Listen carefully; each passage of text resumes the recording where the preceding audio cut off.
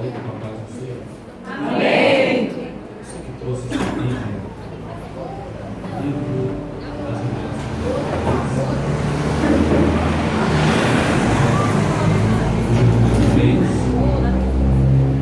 Estaremos lendo o versículo de número 10. Enquanto você procura, eu quero externar a Deus minha gratidão por esta tão nova oportunidade de uma vez mais poder prestar culto a Ele, principalmente ser admoestado por sua bendita palavra. Aos pastores da igreja, todo o meu respeito, toda a minha gratidão pela confiabilidade, pela receptividade, que Deus em Cristo possa abençoá-los, semelhantemente também a cada um que se fez presente aqui esta noite. Quem encontrou pode dizer: eu encontrei? Está escrito assim: como guardaste a palavra da minha perseverança, também eu te guardarei da hora da tribulação que virá sobre a terra. Vou repetir: como guardaste a palavra da minha perseverança, também eu te guardarei da hora da tribulação que há de vir sobre a terra. Se acomode, por gentileza. Tenha liberdade para adorar a Deus nesta noite. Meus irmãos, então preste atenção, olhem bem para mim. É do conhecimento de todos que o ser humano pecou, o ser humano transgrediu, o ser humano fez aquilo que era mal aos olhos do Senhor. Segundo o Salmo 89, verso 14, a base do trono de Deus é justiça e juízo. Ou seja, tudo aquilo que o ser humano faz, a justiça de Deus cobra dele um juízo. O ser humano pecou, e com o pecado o ser humano feriu a santidade de Deus. Ferindo a santidade de Deus, a justiça cobrou um juízo. E quando o juízo foi dado, a sentença foi determinada, quando o martelo bateu, o ser humano foi condenado. Porque o salário do pecado é a morte. O salário do pecado é a morte. Então o ser humano estava condenado. O pecado fez com que houvesse separação total entre Deus e o homem. O ser humano se tornou inimigo de Deus. Biblicamente, a partir do momento em que o homem peca, a ira de Deus esteve constantemente sobre a cabeça do ser humano. Independente de raça, cor, independente de status, de posição social, a ira de Deus estava constantemente sobre a cabeça do ser humano. O ser humano estava afastado. O ser humano estava perdido. Eu costumo dizer que se Deus permitisse que o ser humano fosse condenado ao inferno, Deus estaria sendo justo. Porque quem transgrediu foi o ser humano. Quem errou foi o ser humano. Quem fez aquilo que não deveria foi o ser humano. Mas é exatamente nesse inteirinho, é exatamente nesse espaço, que entra um atributo de Deus que mudou todo o panorama da história. Porque o ser humano sendo condenado, o ser humano estando caminhando para o inferno, desde a presciência o cordeiro já havia sido morto. O que é isso, William? A Bíblia Sagrada está nos dando uma conotação de que mesmo Deus sabendo que tudo isso aconteceria, Ele já sabia que Ele sairia vitorioso e que o seu amor sobressairia sobre tudo isso que teria acontecido.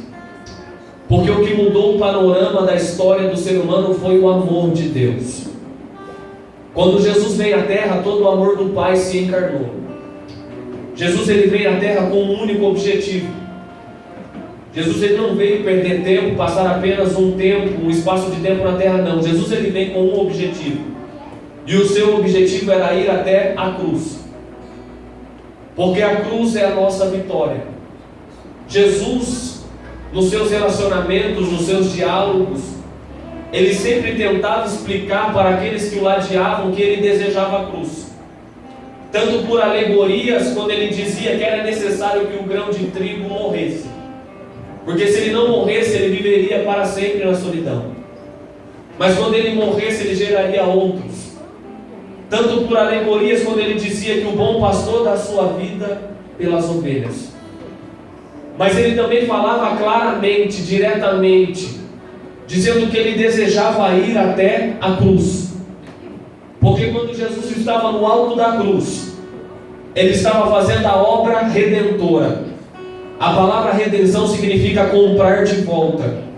Porque o ser humano que estava separado, perdido, derrotado, condenado ao inferno, quando Jesus está no alto da cruz, ele está pagando o preço pelos meus pecados, pelos seus pecados.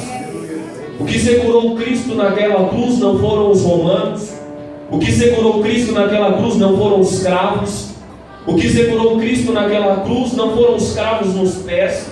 E isso é interessante você entender, porque após a Guerra dos 6 Dias, em 1967, um ano após, no ano de 1968, tornou-se necessário fazer uma terraplanagem em Jerusalém, porque parte da cidade tinha ficado destruída, e descobriram ossários do tempo de Jesus, de homens que tinham sido crucificados, e descobriram algo, que os cravos nos pés não eram sobre os 2 pés, um cravo apenas. Descobriram que era um cravo de cada lado, e ficava entre o tendão de Aquiles e o osso, porque o cravo entre os 2 pés sangraria muito e faria com que o condenado morresse rapidamente. Porém, o objetivo da cruz não era matar rapidamente, era fazer com que a pessoa agonizasse. Então Jesus está no alto da cruz, com uma coroa de espinhos na sua cabeça, com o seu corpo todo desconfigurado, com o seu lado furado, sentindo dores que nós não conseguimos imaginar, com cravos nas suas mãos e cravos nos seus pés. Mas mesmo estando nessa situação, Jesus estava feliz. William, isso daí não é verdade. É verdade sim. Porque Jesus, ele desejava a cruz. Quando os homens empreenderam ele no jardim e Pedro tira a sua espada no objetivo de livrá-lo, Jesus diz: pare, Pedro, porque se eu não quisesse ir até a cruz, eu rogaria ao meu Pai, e Ele enviaria mais de 12 legiões de anjos, mas foi para esta hora que eu vim. Porque quando Jesus está no alto da cruz, agonizando, sentindo dores, até mesmo chorando sangue quando ele sai do jardim, ele sabia que tudo isso era um momento de dor, era um momento que era necessário fazer, porque ele estava preso por algumas horas, mas nós estaríamos livres para toda a eternidade. Jesus, ele sabia que ele morria por algumas horas, mas esta igreja teria vida e poderia estar com ele na eternidade. Jesus está no alto da cruz, e no alto da cruz ele está pagando o preço. A cruz é a obra redentora. Na cruz todo o panorama de derrota foi mudado, meu amigo. Todo o panorama de condenado, de perdido, de inimigo, aquele que tinha a ira de Deus sobre a sua cabeça, foi mudado. Quando Jesus morre na cruz, Ele crucifica todos os pecados na sua carne. A sua morte nos deu vitória, e a partir da sua vitória nós somos mais do que vencedores. Nada pode nos derrotar, sabe por quê? Porque tudo está ao nosso favor. A mão de Deus está ao nosso favor, o Espírito de Deus está ao nosso favor, os anjos do Senhor estão ao nosso favor, o Espírito de Deus está ao nosso favor, a palavra dele está ao nosso favor, o amor dele está ao nosso favor. Nada pode nos derrotar, porque na cruz ele mudou todo o panorama. Somos mais do que vencedores. Quem acredita nisso? O amor de Deus mudou toda a história. Meu Deus! O amor que Paulo vai escrever em Romanos 8, 31 e diante, dizendo: se Deus é por nós, quem será contra nós? A quem ali mesmo seu filho poupou antes, o entregou por amor a nós, como não nos dará com ele também todas as coisas? Quem tentará acusação contra os eleitos de Deus? É Deus quem os justifica. Quem os condenará? Se foi Cristo quem morreu ou antes ressuscitou, está à direita do Pai e intercede por todos nós.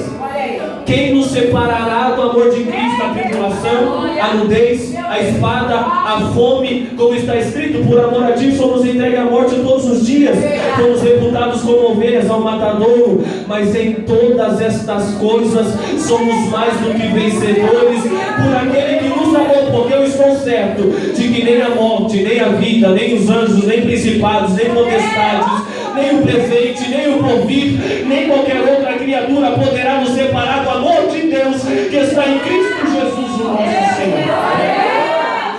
Jesus morre na cruz. Ele pagou o preço. Pagou o preço foi pago. Agora a humanidade tinha a oportunidade de ter salvação, mas Jesus, quando ele morre, a Bíblia diz que ele vai às partes mais baixas. As partes mais baixas ele vai no Hades. E o Hades, existe uma geografia, eu acredito que os irmãos conhecem. Na parte inferior esquerda está o lugar de tormentos, o inferno. Existe um grande abismo. E no lado superior direito existe o chamado seio de Abraão. Quando Jesus ele vai às partes mais baixas, a Bíblia diz que ele leva cativo o cativeiro. Ele pega o seio de Abraão, que era onde ficavam os justos do Velho e do Testamento, e ele leva, porque agora ele inauguraria o paraíso. Ele pega, leva cativo o cativeiro, porque havia uma promessa. E o meu Deus é diferente do homem, que quando ele promete, ele coloca a mão na cabeça, coça e diz: será que vai dar certo? O meu Deus não. O meu Deus, quando ele fala, ele cumpre, ele não volta atrás da sua promessa. Jesus ele pega e leva. Ele fica cerca de 3 dias morto. Mas a morte não conseguiu prender o meu Jesus, porque a morte só prende quem tem pecado. Mas o meu Jesus não tinha pecado. No meu Jesus não havia mácula. No meu Jesus não havia mancha. Isaías vai escrever no capítulo 53 do seu livro, dizendo que na sua boca não se achou engano. Paulo escreve dizendo que aquele que não conheceu o pecado fez pecado por nós. Pilatos, quando ele entra na sua casa, sua mulher olha para ele e diz: não entre na causa deste justo, ele não tinha pecado. Um ladrão olha para o outro e diz assim: ei, estamos aqui porque transgredimos, mas este da cruz no meio, mal nenhum fez. Jesus era santo, Jesus permanece santo, e sendo santo, a morte não poderia prendê-lo. Então ao terceiro dia a notícia é essa: ele não está mais no sepulcro, ele não está mais morto, porque a morte não conseguiu prender o meu Jesus, porque Satanás não conseguiu prender o meu Jesus, porque o diabo não conseguiu prender o meu Jesus, porque nem mesmo o sistema venceu o meu Jesus. Ele é vitorioso, ele morreu, mas está vivo, ele está aqui esta noite. Ele pode mudar a tua história, ele pode te curar, ele pode transformar a tua vida, sabe por quê? Porque ele faz o que nós não podemos fazer. Deus, Jesus ressuscita como vitorioso. Ele não havia mácula, ele ressuscita. Ele ressuscita e vai aparecer a cerca de 500 irmãos durante 40 dias, falando acerca das coisas do reino. Ele vai explicar, ele ressuscita, ele vai buscar aqueles que estavam desgarrados. Pedro, que havia negado, estava desiludido da vida. Tomé, desacreditado: olha aqui, Tomé, eu ressuscitei. Ele vai buscar aqueles que acreditavam que a sua vida não tinha mais jeito. Ele vai buscar aqueles que estavam acreditando que a sua vida terminaria assim. Eu estou todo arrepiado. Eu acho que Deus está falando com alguém aqui essa noite. Quem sabe você entrou aqui pensando que a sua vida acabou, está desiludido, pensando que tudo vai terminar assim, mas o meu Jesus veio aqui para te dizer: não vai terminar não, a sua vida vai continuar. Tem muita coisa ainda para acontecer. Levanta essa cabeça, sacode essa poeira, sai de dentro desse buraco. Jesus está aqui, e Jesus ele vai buscando. Ele reúne os 12, os 11 melhor dizendo. Ele reúne os 11, dá a eles uma ordem: ficar em Jerusalém, até que do alto sejais revestidos de poder. Primeira promessa. Eles já tinham recebido o Espírito Santo, e é algo que muita gente fala sem saber. Fala que receberam o Espírito Santo em Atos 2. Não, em Atos 2 foi um revestimento, porque a partir do momento que Jesus ressuscita, ele já recebe. Está em João. Eles tinham o Espírito Santo, mas ficar em Jerusalém porque precisava do revestimento. E ele está conversando com eles, e conversando com eles, ele começa a flutuar e vai subir, literalmente subindo. E eles estão olhando. Está subindo, subindo, subindo. As nuvens encobrem ele. E eles não param de orar, eles ficam pasmos, abismados. Jesus foi. E aí o Senhor já aparece e diz: varões galileus, por que estás olhando para cima? Esse mesmo Senhor que viste subir para os céus retornará para vos buscar. É a esperança da igreja, a esperança da igreja, a esperança da igreja. Jesus voltará, Jesus retornará. E eles estão olhando. Eles estão olhando. Em Atos 2 se cumpre a promessa, eles são revestidos. E a partir do momento do revestimento, a igreja começa a crescer de forma espantosa. A igreja começa a crescer de forma assustadora. Os maiores intérpretes da história da igreja vão dizer que a igreja crescia tanto que os grandes líderes não entendiam que movimento era esse que estava causando uma revolução no reinado. A igreja vai crescer de forma tão assustadora que vão aparecer homens, imperadores querendo destruir a igreja. O primeiro é chamado Nero, é um tipo de anticristo. Ele vai tentar destruir a igreja, criando uma grande perseguição. Ele incendeia Roma, culpa os cristãos e desencadeia então uma grande perseguição esta que matou vários dos apóstolos, dos pais da nossa igreja. Pedro, não se achando digno de morrer como seu mestre, pediu para ser crucificado de cabeça para baixo. Bartolomeu foi arrastado pelas ruas de Alexandria. Filipe foi transpassado por flechas. Tiago foi decapitado. André foi transpassado por espadas. A igreja cresceu debaixo de perseguição. A igreja cresceu debaixo de dor, de angústia, de sofrimento. Eu tenho cerca de 40 mil reais em livro na minha casa. E eu respeito a história da igreja. E é exatamente por isso que eu não concordo com o chamado pensamento positivista ou o famoso teologia da prosperidade. Eu não consigo compreender. Porque a nossa igreja cresceu embaixo de sofrimento. A nossa igreja cresceu embaixo de angústia. A nossa igreja cresceu debaixo de perseguição. Estavam tentando destruir a igreja. Estavam tentando acabar com a igreja. Mas se esqueceram do que disse o mestre: que as portas do inferno não prevalecerão contra ela. Podem até perseguir a igreja. Podem até tentar nos destruir. Podem até tacar pedra em pastor, em obreiro, em pregador. Mas não vai conseguir. Porque o maior é que está em nós do que o que está no mundo.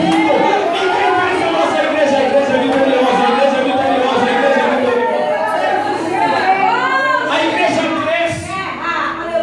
E vai aparecer o chamado segundo Nero, o imperador Domiciano, endemoniado. O primeiro imperador a querer a glória para si. E nessa segunda perseguição só tinha sobrado um apóstolo. A igreja tinha perdido os seus 10 apóstolos de 11, sobrou João. Porque sobre ele havia uma promessa: que ele não morreria sem antes ver a glória de Deus. E João está velho. Aqui é necessário que você entenda. João está idoso. João está velho. Mas a personalidade de João me chama a atenção. É chamado de discípulo do amor. Porque João era um homem sensível, carinhoso, meigo. Permita-me a expressão, no bom sentido da palavra. Era um homem meigo. João, ele tinha uma sensibilidade tão grande que ele repousava sua cabeça sobre o peito de Jesus. Ele ouviu os batimentos cardíacos. Ele foi o único testemunha ocular do sacrifício. Dos 12, ele foi o único que viu. Ficou aos pés da cruz. Porque ele era íntimo. E quem é amigo íntimo não abandona. Quem é amigo íntimo independe da situação, independe das circunstâncias, ele está ao lado. João foi o único que viu. E a última imagem que João tinha de Jesus era Jesus transfigurado, machucado. Ainda que Jesus apareceu para ele depois de ressurreto, mas aquela imagem nunca mais saiu da mente de João. Jesus no alto da cruz com a coroa de espinhos na cabeça, jorrando sangue e água. Os seus pés transpassados, as suas mãos transpassadas, o seu corpo todo dilacerado. E João tinha essa imagem na mente. João era um homem tão sensível que ele escreve a sua carta, é lindo. 1 João 2,2 diz: filhinhos. Observe a expressão, filhinhos. Não pequeis. Mas se pecar, não tem problema. Temos um advogado para com o Pai, Jesus Cristo, o justo. E João, um homem meio, Domiciano manda chamar ele. Chama ele, é o último. Eu quero terminar de matar o que viu, para mostrar que isso daí é só um movimento passageiro. Vai acabar rapidinho, chama ele. A história vai dizer que ele pergunta 3 vezes: nega o teu Jesus, senão te jogo dentro de um tacho quente de óleo. Nega o teu Jesus 3 vezes. João é íntimo. Não nego. Não nego. Não nego. Joga João lá dentro. Não acontece nada. A história diz que Domiciano chama 3 guardas, tirem ele de lá. Quando tira ele de lá, fala para os 3, matem-no. Os guardas falam: opa, pera lá. Se nem um tacho fervendo de óleo matou, quem somos nós para matá-lo? Então faz o seguinte: joga ele em Patmos, uma ilha fria,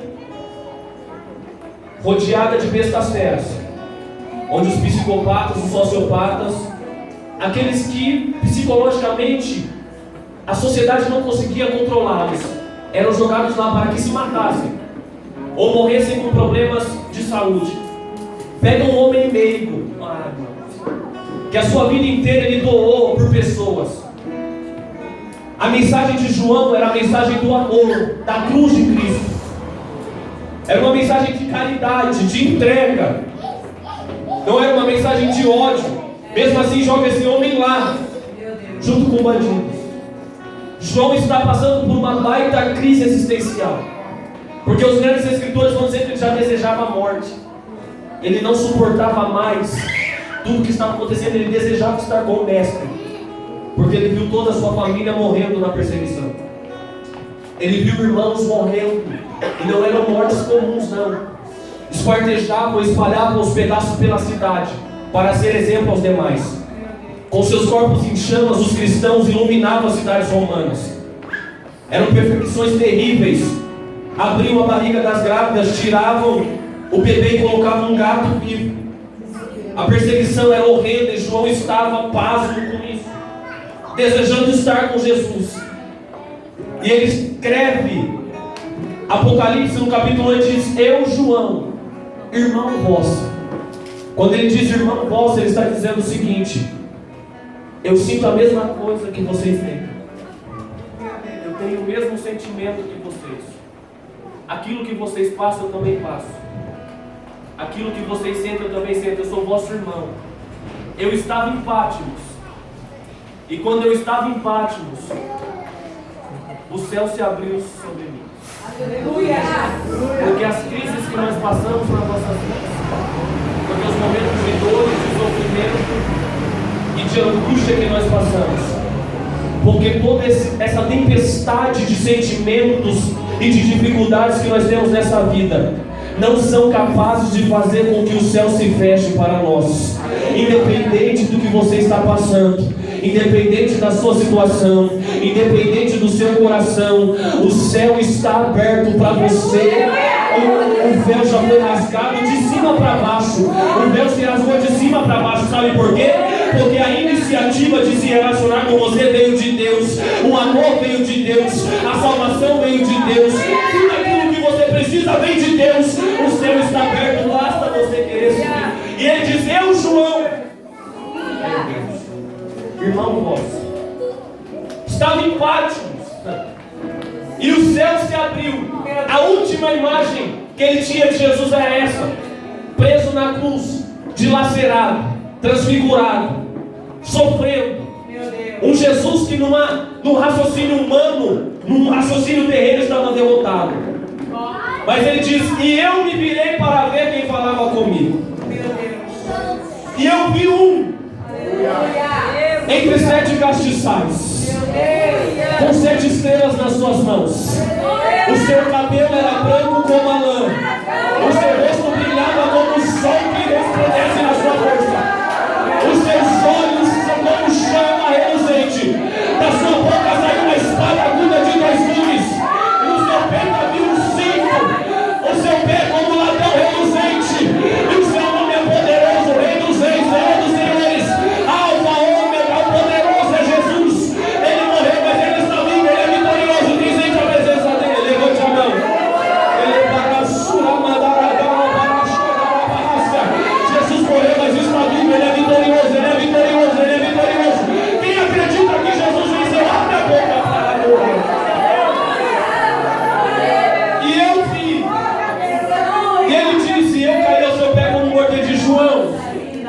Levanta, João, porque eu sou o Alfa e o Ômega, o leão da tribo de Judá, a raiz de Davi, o que era, o que é, o que há de vir, o Todo-Poderoso. Não se preocupa, João, porque você me viu lá naquela cruz, mas eu estou vivo, João. Eu venci, eu estou com meu Pai. Não se preocupa, João, eu estou assentado no trono.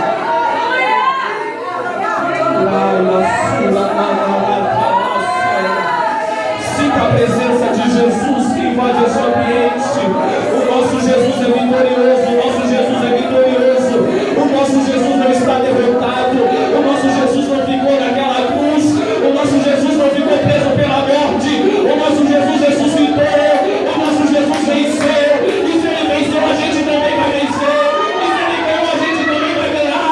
Jesus é vitorioso.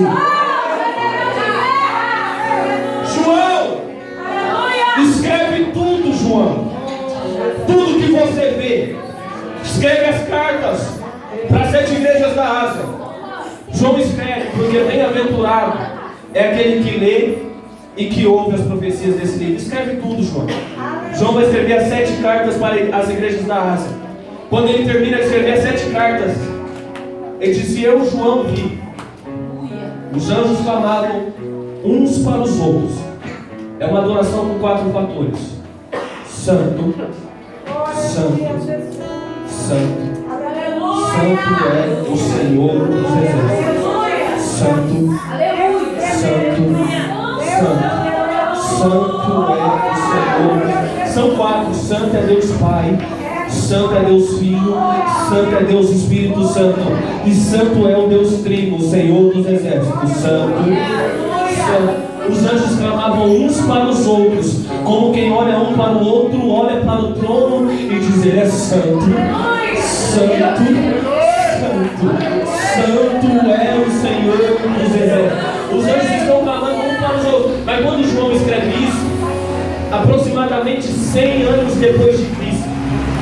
Mas Isaías escreve no seu livro, no capítulo 6, dizendo que no ano que morreu o rei Uzias, ele viu o Senhor assentado no alto e sublime trono, e os serafins com 2 asas voavam, com 2 cobriam o rosto, com 2 cobriam os pés, e clamavam uns para os outros: Santo, Santo, Santo, Santo é o Senhor dos exércitos. Isaías escreve 600 anos antes de Cristo. João escreve 100 anos depois de Cristo. Isso dá 700 anos de Isaías para nós. São 2.500 anos. E de 2.500 anos para cá, os anjos não pararam. Eles continuam cantando: Santo, Santo, Santo é o Senhor dos exércitos. Você já cansou de dizer santo, mas os anjos não cantam, estão dizendo: Santo, Santo, Santo, Santo é o Senhor dos exércitos. Mas enquanto os anjos estão cantando, João dizia: eu, João, vi 24 anciãos assentados nos tronos. 12 representam os 12 apóstolos, os outros 12 as 12 tribos de Israel. Porque mesmo que eles não receberam Jesus, mesmo os judeus tendo crucificado, mesmo os judeus não tendo recebido o escorraçado, o meu Deus, ainda que você seja infiel, Ele permanece fiel. Meu Deus, Ele tem uma aliança com Israel, e ainda que eles sejam infiéis, Ele permanece fiel. Tem 12 tronos lá. E Ele disse: eu, João, vi que os 24 anciãos se levantam do trono, tiram a coroa da cabeça, se prostram diante do trono de Jesus. Sabe por quê? Porque diante do trono de Jesus ninguém fica com coroa na cabeça. Porque diante do trono de Jesus ninguém fica sentado em trono nenhum. Tem que levantar e tem que se prostrar e dizer: só Tu és Senhor, só Tu és soberano, só Tu és o grande, Tu és o único que é digno de receber a glória, o louvor, a adoração, o domínio, o poder. Os anciãos se levantam do trono, tiram a coroa da cabeça, lançam até os pés de Jesus e vão apresentar uma adoração maior do que a dos anjos. Porque eu imagino, permita-me, estão sentados no trono, um ancião olha para o outro e diz, e está vendo os anjos cantando: Santo, Santo. Meu Deus. Santo. Glória a Deus. Santo é o Senhor dos exércitos. Eu imagino que um ancião olha para o outro e diz: ó, você não vai dizer nada não? Meu Deus. Você não vai dizer nada não? Eita, Você não vai dizer nada não? Ele se levanta do trono, joga a coroa de digno és, Senhor, de receber glória, honra e poder, porque tu criaste todas as coisas, por sua vontade não foram criadas. Quando diz porque tu criaste e por tua vontade foram criadas, estão dizendo: se nós somos anciãos e estamos sentados no trono, foi porque o Senhor permitiu que nós sentássemos. Se nós temos coroa, foi porque o Senhor nos deu coroa. Então nós não temos nada, nós não somos nada. Grande é o Senhor, é o único que é digno de receber. Eu vou correr para o ó, estão adorando. Meu Deus. Santo. Meu Deus. Os anjos não param. Santo. Santo. Jesus é forte. Santo é o Senhor dos exércitos. Os anciãos estão, não param também, joga a coroa, pega a coroa de volta, joga a coroa, pega a coroa de volta. Meu Deus. Aí João vai dizer o seguinte: e eu vi o livro, selado por dentro e por fora, e ninguém no céu, na terra, nem debaixo da terra, for achado digno de abrir o livro e desatar os seus 7 selos. E eu, João, chorava muito. Tem alguma coisa errada. O céu não é lugar de choro. O que foi, João? Eu, João, chorava muito. Mas um dos anciãos olhou para mim e disse: João, não chore, porque o Cordeiro de Deus, a raiz de Davi, o leão da tribo de Judá, que esteve morto e reviveu. Para falar de qualquer outro homem que viveu na terra, você tem que dizer: esteve vivo e morreu.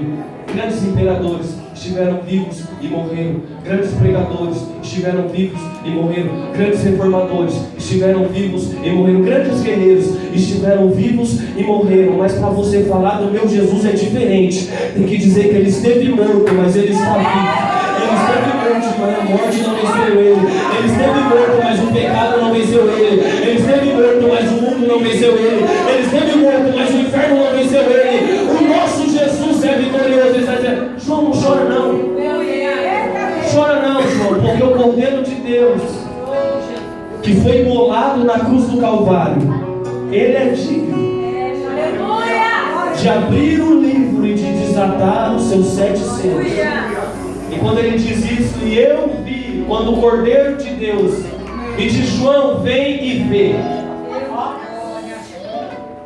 Até esse exato momento que a Bíblia diz, Apocalipse 6, vem e vê, a igreja está na terra ainda. Está na terra. Mas quando ele diz: e eu vi um que estava sentado no cavalo branco, a igreja já foi. Porque o Apocalipse é tanto do que já foi, o que acontece agora e o que ainda vai acontecer. Porque o primeiro que ele vê assentado,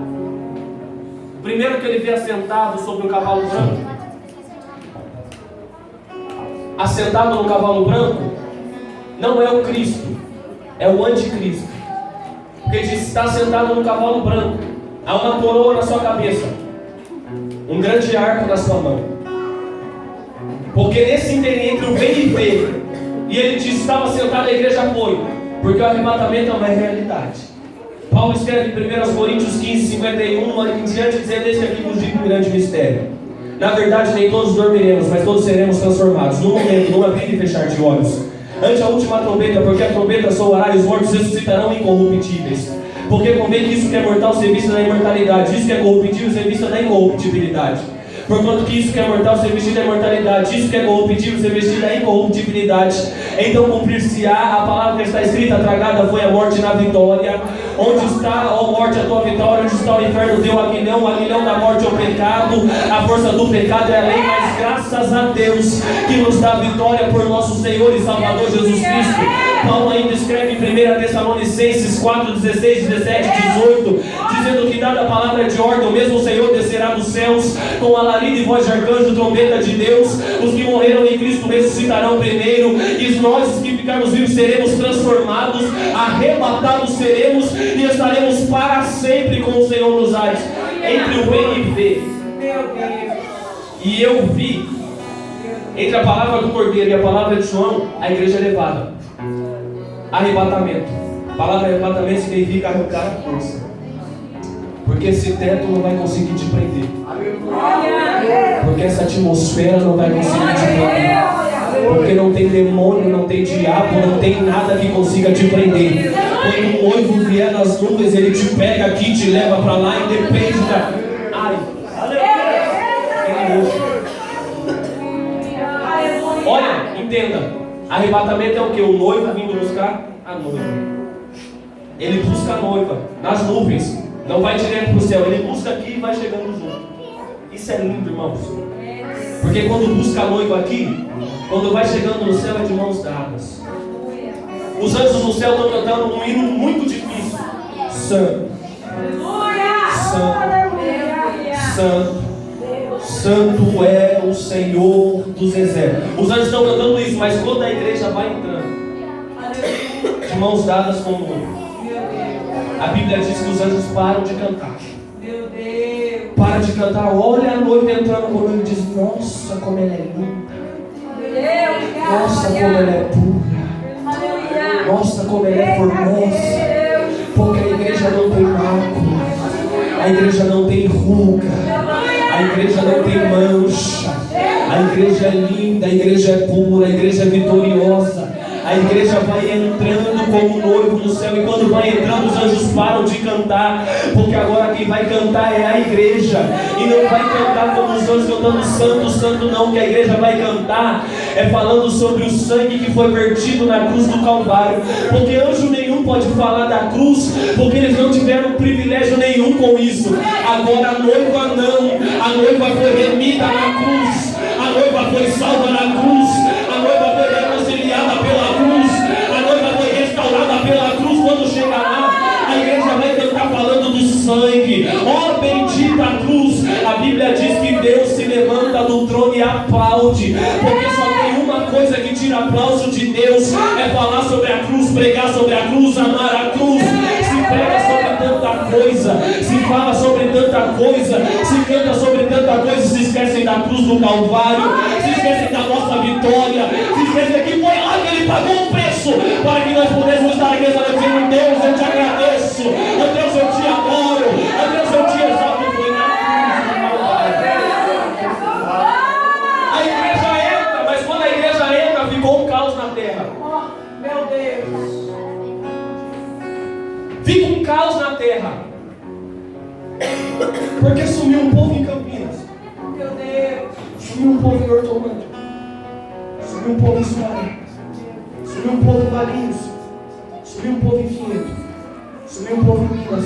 Aleluia. Sumiu um povo no Nordeste. Sumiu um povo na Ásia. Sumiu um povo na África. Cadê? Cadê esse povo? Onde está aquele povo barulhento? Onde está aquele povo do livro da capa preta? Cadê aquele povo doido que grita, que fazia barulho? Cadê aquele povo que entregava papelzinho? Cadê aquele povo que ninguém entendia, que era odiado por todo mundo? Aquele povo já foi, meu irmão. Você não vai conseguir achar ele. A igreja já está no céu com Cristo. A igreja arrebatada, mas fica um caos. Imagina um caos. Sumiu criança. Sumiu o pai, subiu o irmão, subiu o marido, desapareceu, ficou um caos na terra. E aí aparece: e eu, João, vi assentado num cavalo branco. O cavalo branco fala da falsa paz e da falsa prosperidade. Porque exatamente quando a igreja vai, que aparece, se revela o anticristo, o homem do pecado, o iníquo, o filho da perdição. Daniel vai profetizar no seu livro, no capítulo 7, dizendo que ele faz um acordo com Israel durante 7 anos, porque se inicia a última semana de Daniel, a 70ª semana. 3 anos e meio vai ser de falsa paz, falsa prosperidade, porque o anticristo vai ser extremamente inteligente, extremamente sábio, conhecedor de agronomia, economia, conhecedor da política, porque o arco nas suas mãos fala do alcance do seu reinado, porque todo o governo mundial vai estar nas suas mãos. Todas as nações, uma única moeda, um único líder, uma única religião. Anticristo. A coroa na sua cabeça fala da sua vitória. Porque durante 3 anos e meio ele vai vencer realmente. 3 anos e meio. A igreja está no céu, ele está na terra. Com 3 anos e meio ele entra no santuário em Jerusalém. E ele vai pedir adoração para ele. Eles vão aceitar o Rei Jesus. Não vão aceitar o anticristo. Vão matá-lo. Mas quando matam ele, o falso profeta ressuscita e ele volta o próprio Satanás. Ele vai voltar o próprio demônio. E aí quando ele voltar, 3 anos e meio, quebrou. A aliança entre todos os países quebrou. E aí João dizia, eu, João, vi o segundo selo foi aberto.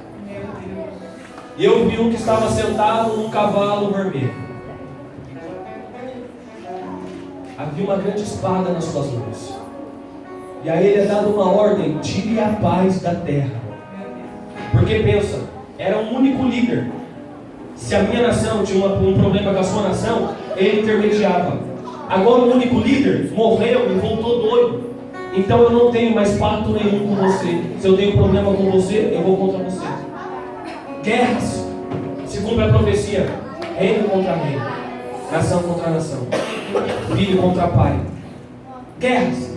Nação que está em guerra não produz alimento. Nação que está em guerra compra alimentos. Mas vai estar o mundo inteiro em guerra.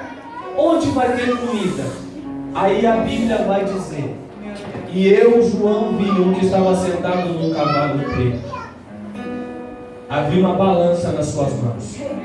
A balança fala da fome. Não vai ter comida. Não vai ter comida ao ponto. Jeremias lamentar no seu livro dizendo que o ser humano secará como um pau seco. Não tem comida. Não tendo comida, só vai comer quem tem a marca da besta na palma da mão direita ou na testa. Aqueles que ficam brincando hoje, aqueles que ficam vivendo uma vida de brincadeira, agora não dá para dar glória, fala ai, ai, ai, pelo menos. Meu Deus, é Aqueles que ficam vivendo uma vida de brincadeira, achando que a igreja é encontro social, achando que a igreja é lugar para mim encontrar amigos, ficar conversando, olhando para mão, vão ficar. E aí quando ficar, vai saber que não pode receber a marca da besta, porque senão não tem salvação. E aí não vai aceitar, e sabe o que vai acontecer? Vai ser perseguido. Vai ser perseguido. Porque quando João dizia, eu vi o quarto selo, e existia um que estava sentado sobre um cavalo amarelo, e o inferno e a morte seguia. O inferno e a morte vai perseguir aqueles que não aceitarem. Porque certo dia eu ouvi assim, pastor, se eu não for na primeira, eu vou na segunda, Will. Vai, feliz. Vai.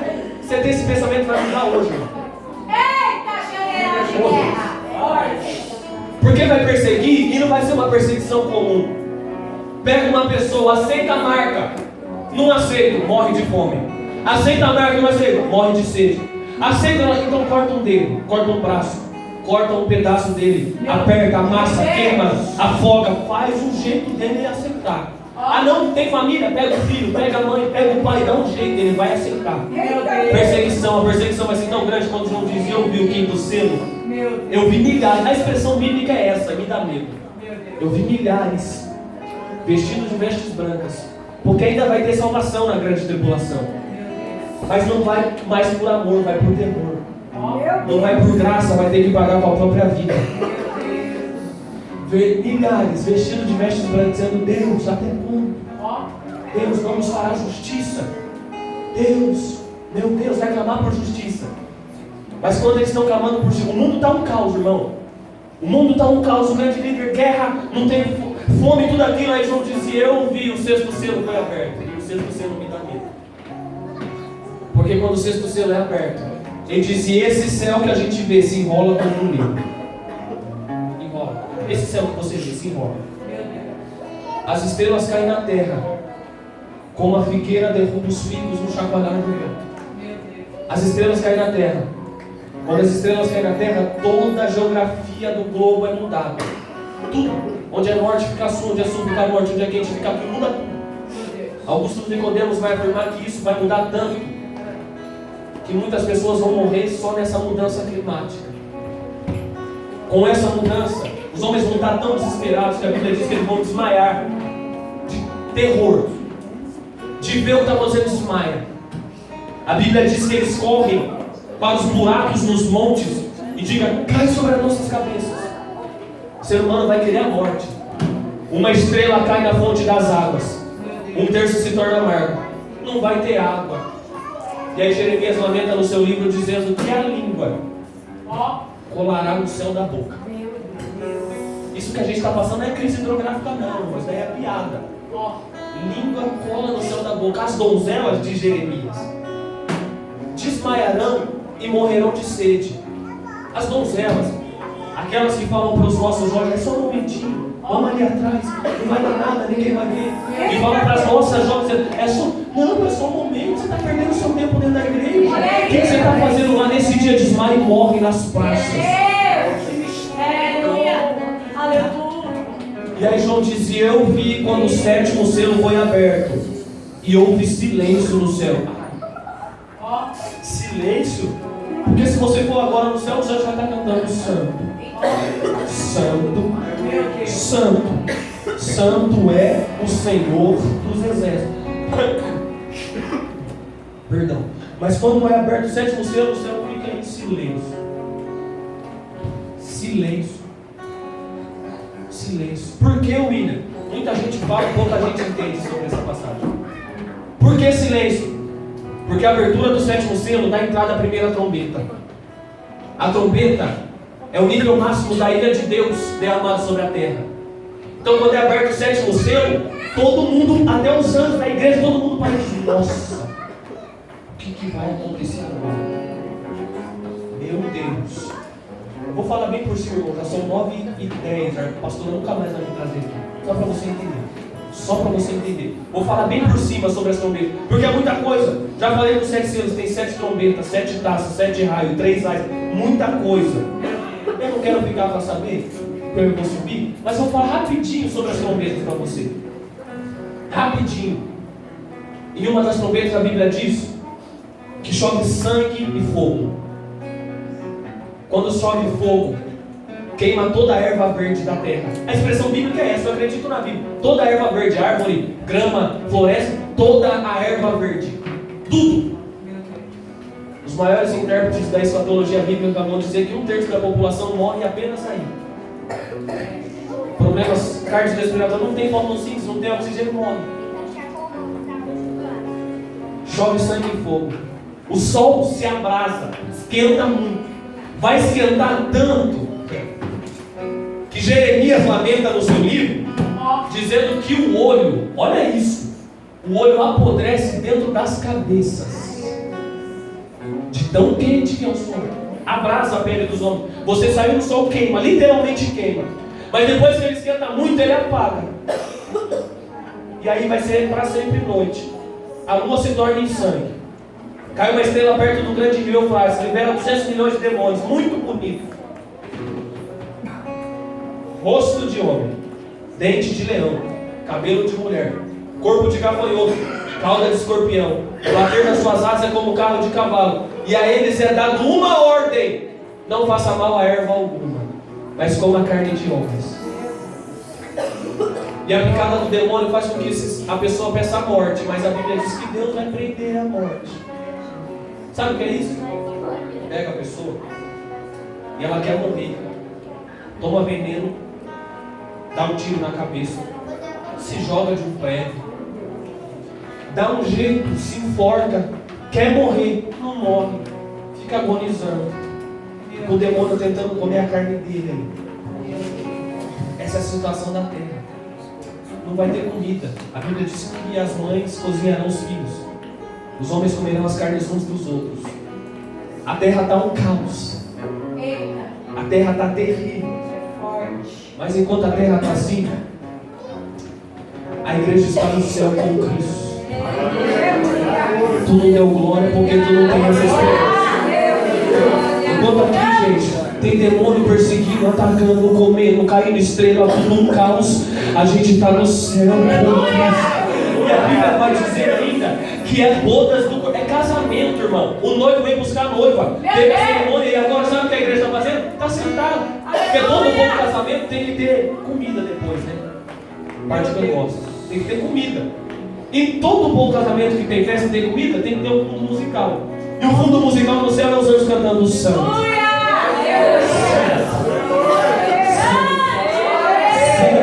é o Senhor dos exércitos.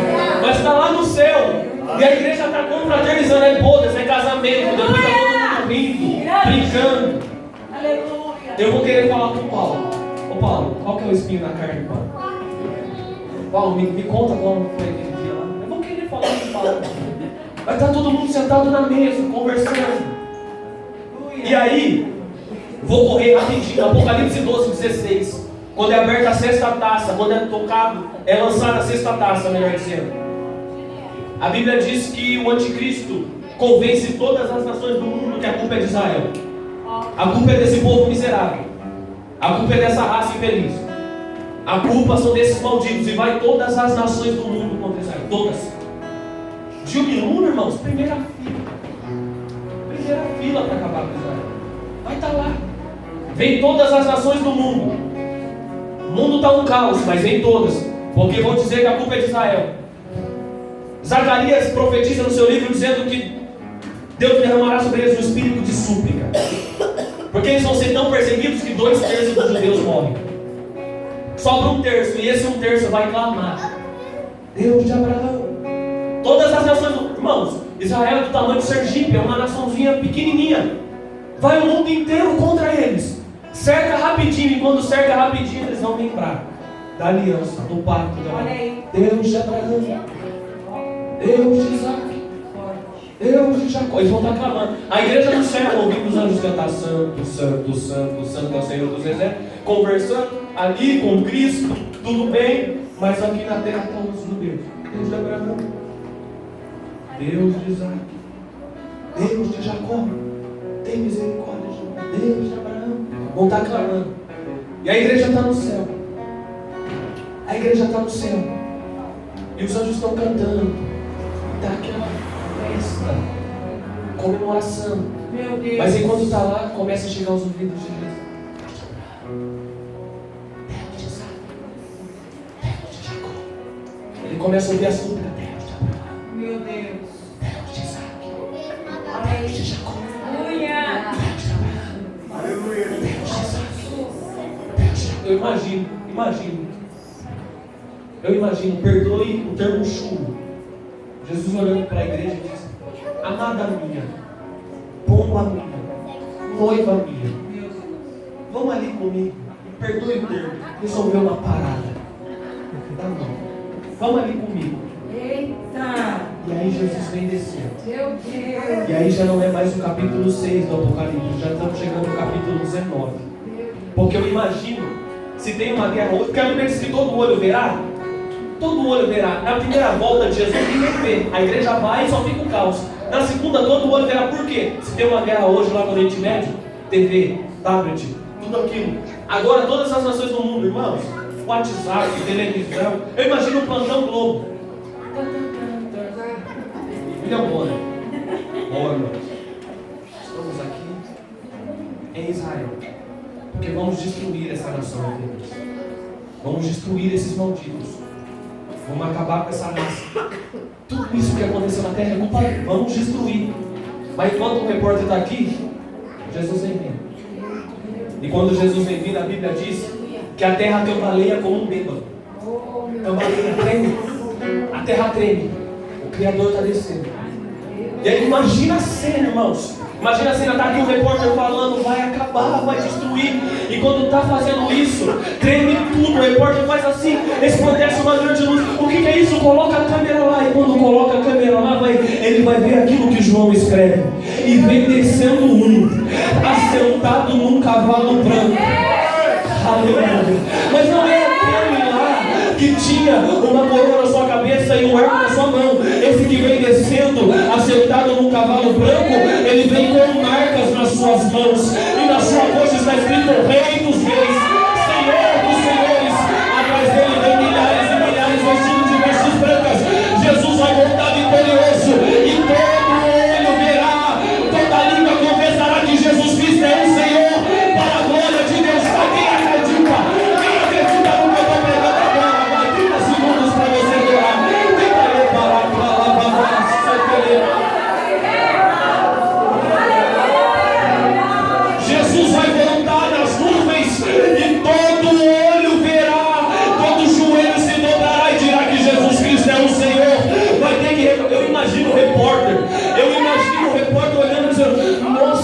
Quem é esse que está descendo?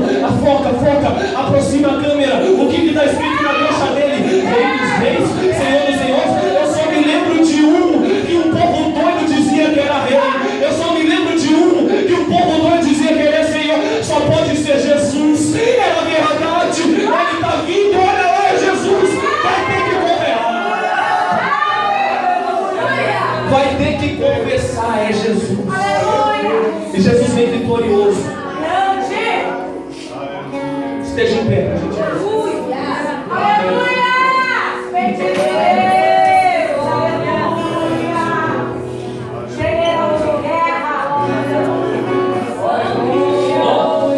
Jesus está descendo. O povo está clamando. O povo está clamando. Jesus desce. Na segunda volta ele toca na terra, pisa no monte de oliveira, abre o monte no meio. Ele assopra, separa a voz de ovelha, livra o seu povo, e o povo escapa pelo meio do monte.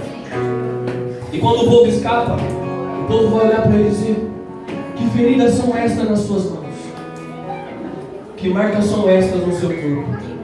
Ele vai dizer: essas são as marcas, essas são as feridas com que fui ferido na casa dos meus amigos. Essas são as marcas que eu precisei ter para que esse povo, porque a igreja vem junto, e agora ele vai instituir o milênio. Agora o reino dele vai ser na terra. Agora ele vai ficar aqui por 1000 anos. E a igreja não vai ser julgada. A igreja vai passar por um julgamento que é no céu quando é arrebatado. E um julgamento não é mais para salvação, é para galardão. Cada um recebe de acordo com as obras, mas pela intenção do coração. Não é se fez muito, é porque fez. Não é se correu demais, tentou e fez tudo isso, mas se fez para agradar o homem, já teve o galardão lá no reino. Agora se fez com o coração quebrantado, Deus, eu faço para te adorar. Deus, eu faço para te agradecer. Deus, é muito pouquinho, mas eu não consigo. Lá vai ter galardão grande. Lá vai ter galardão grande. Se recebe pastor como pastor, tem galardão de pastor. Se recebe missionário como missionário, lá tem galardão de missionário. Se recebe com honra quem tem honra, lá vai ter galardão de quem tem honra. A igreja veio, com Cristo é amor, casou, as mãos dadas, vai ajudar a reinar. Aleluia. Satanás vai ser preso. Depois de 1000 anos ele vai ser solto, vai acontecer muita coisa aí que outro dia eu falo. Mas eu não posso parar sem antes fazer. Se tem alguém que ainda não tem a esperança de subir conosco para o céu, que ainda não entregou a sua vida para Jesus, ele morreu para a gente não passar por toda aquela ira, aquela tribulação. Paulo escreve em 1 Tessalonicenses 5:9 dizendo que ele não nos predestinou para a ira, mas para a aquisição da salvação. Ele morreu para você não ter que passar por aquilo. Tem alguém para entregar a vida para Jesus? Tem alguém? Se não tem, tem que ser rápido, porque já são 9h20. O pastor está quase funcionando interno. Tem alguém para Jesus? Tem alguém? Alguém que se afastou e quer retornar? Tem alguém? Se não tem, eu quero orar pela igreja. Curva a sua cabeça. Vive, Senhor. Pai da glória, tua palavra, Deus, aleluia, tua palavra que é como a chuva e a neve, que do céu desce para lá não torna, antes vem regar a terra, dar semente ao semeador e pão ao que come, ela não tornará vazia. Cristo abençoa esta igreja, abençoa este pastor, a pastora, dá a ele sabedoria, graça, entendimento, para guiar esse povo no caminho correto até o céu. Cristo, se conosco, nos ajuda a estar espertos, atentos para a tua vinda que está próxima. Cristo nos abençoe, se conosco, abençoa os obreiros, os departamentos, em nome de Jesus, amém. Antes de eu entregar o microfone, você pode não ter acreditado em nada que eu preguei, nada. Mas quando você chegar na sua casa, escreva assim no Google: seca no rio Eufrates. Porque uma das profecias, uma das últimas profecias para se cumprir, era que o grande rio secaria para que o reino do Oriente cercasse Israel. O grande rio é o rio Eufrates. Se eu falasse isso há 20 anos,